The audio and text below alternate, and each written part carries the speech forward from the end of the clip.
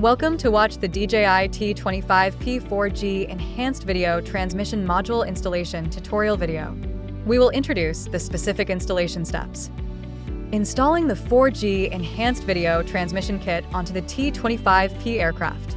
The installation process is similar to that for the T60 aircraft, with only slight differences in the installation location. The following explanation will use the T25P aircraft as an example. Install the video transmission module on the landing gear. Secure it with screws.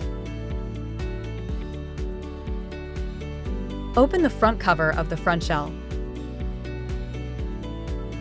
Use cable clamps to secure the video transmission module cables to the landing gear.